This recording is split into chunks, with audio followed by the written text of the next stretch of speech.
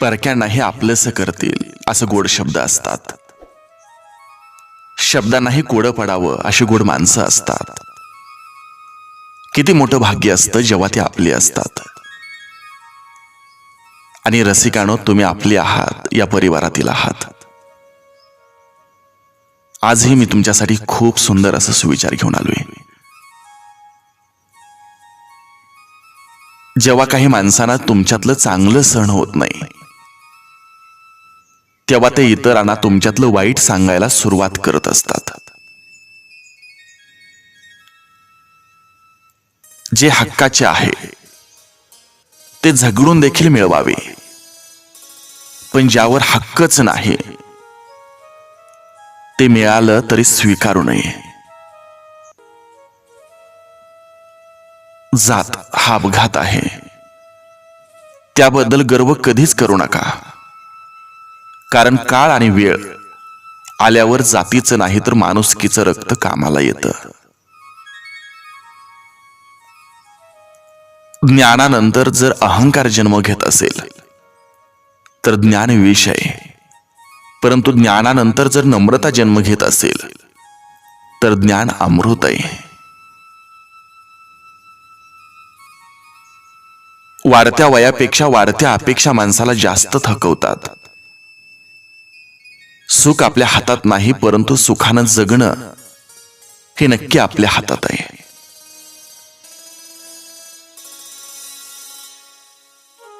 एका मिनिटात तुमचं आयुष्य बदलू शकत नाही, पण 1 मिनिट नीट विचार करून घेतलेला निर्णय मात्र तुमचं आयुष्य नक्की बदलू शकतो. संत आणि वसंत मध्ये एक साम्य आहे. जेव्हा वसंत येतो तेव्हा प्रकृती सुधारते, आणि जेव्हा संत येतात तेव्हा संस्कृती सुधारते.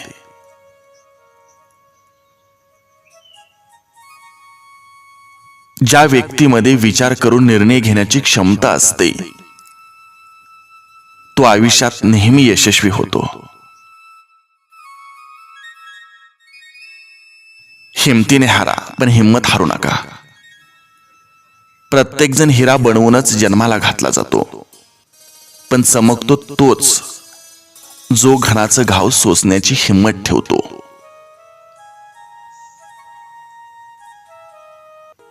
खेळ शिकायचा असेल तर बुद्धिबळाचा शिका, कारण त्यात एक चांगला नियम आहे. आपला माणूस आपल्या माणसाचा पराभव करत नाही.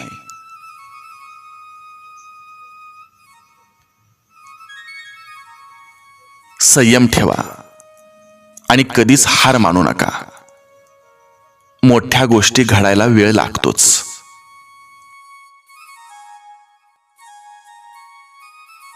सुखासाठी जे काही कराल त्यात आनंद मिळेलच असं नाही, परंतु आनंदानं जे काही कराल त्यात सुख नक्कीच मिळतं.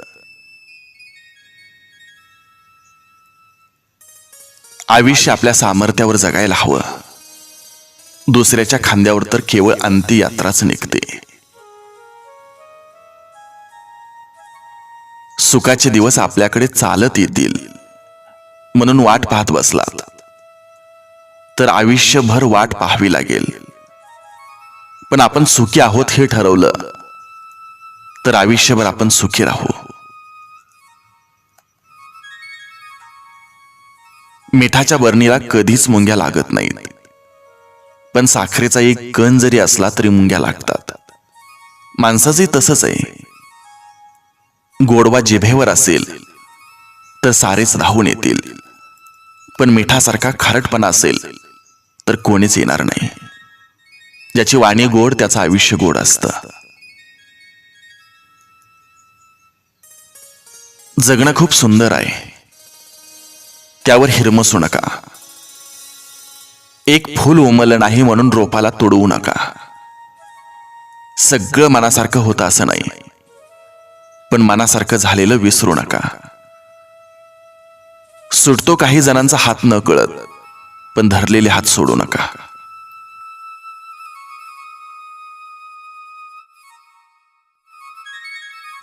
हिरा आणि काचेत फरक ओळखायचा असेल तर उन्हात ठेवा. जी गरम होते ती काच, आणि जो थंड राहतो तो हिरा. आपल्या आयुष्यात कितीही संकट आली तरी थंड राहा, कारण संकटात जो स्वतःला शांत ठेवून संकटावर मात करतो तोच खरा हिरा ठरतो. आयुष्य प्रत्येक दिवशी आपल्याला नवं कोरं 24 तास देतं. आपण त्यात भूतकाळाशी झगडत बसायचं की भविष्याचा विचार करत बसायचं, की आलेला क्षण जगायचं हे आपणच ठरवायचं.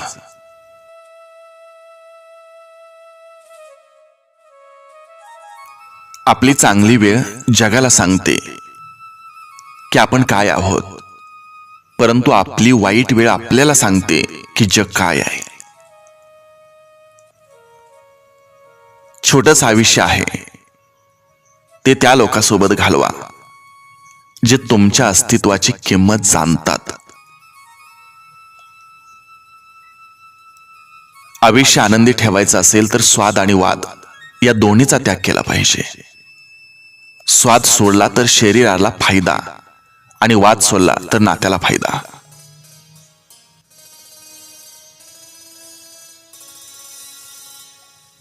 भलेही स्वतःची प्रगती कमी झाली तरी चालेल, पण माझ्यामुळं कोणाचं नुकसान व्हायला नको, ही भावना ज्या माणसाजवळ असते तोच माणूस योग्य अशा प्रगतीच्या वाटेवर असतो.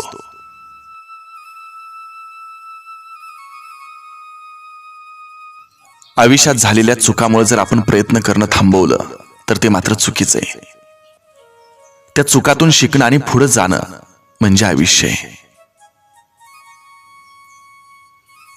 स्वतःला असं तयार करा की तुमच्या विरोधकाला तुमचा पाय खेचण्याऐवजी तुमचा हात पकडून पुढे जाण्याची इच्छा निर्माण झाली पाहिजे. बोलण्यापूर्वी शब्द आणि पेरण्यापूर्वी बी कोणतं वापरणार याचा जरूर विचार करा. नंतर विचार करण्यात काहीच अर्थ नाही, कारण परतावा तोच मिळेल जो तुम्ही वापरला आहात. बघण्याची नजर प्रामाणिक असेल तर नजरेला दिसणारी प्रत्येक गोष्ट सुंदर दिसते. स्वतःच्या चुका लपवून आणि दुसऱ्याच्या चुका दाखवून आपलं व्यक्तिमत्व सिद्ध होत नसतं. सुरुवात नेहमीच छोटी करावी, पण शेवट मात्र एक सोहळा बनला पाहिजे. आयुष्यात सावकाश चाला, काही हरकत नाही, पण चालताना असं चालायचं की आपल्या कर्तृत्वाची आणि मनमिळावू स्वभावाची, आत्मिक समाधान लाभलेल्या मनाची आणि दैदिप्यमान यशाची सोन पावलं सदैव मागे उमटली पाहिजेत.